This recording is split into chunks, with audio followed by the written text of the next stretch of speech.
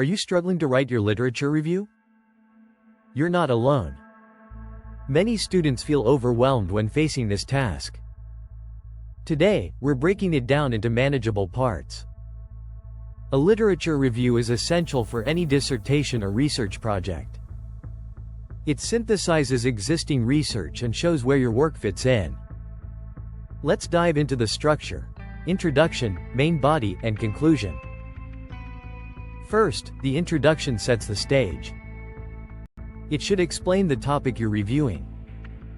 What is your thesis about? Define your parameters. What will you include and what will you exclude? Finally, justify why you selected the literature you did. This helps frame your review. Next, we move to the main body. It showcases your research objectives. Each objective should focus on key elements. Discuss current research studies relevant to your topic. Highlight recent discoveries and trends in your field. Then, outline the principal questions being addressed. What gaps exist in the literature?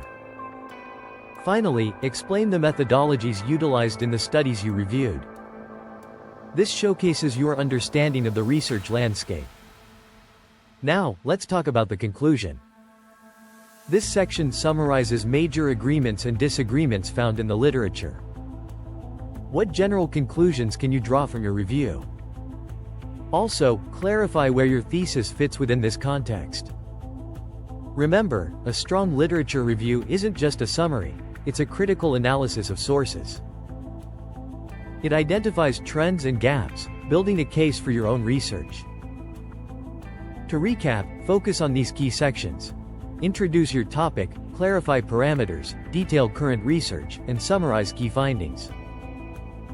Now it's time to write. Don't let it overwhelm you. Start with the introduction, and build your way through the sections. For more tips and guidance, subscribe to our channel and check out our other videos.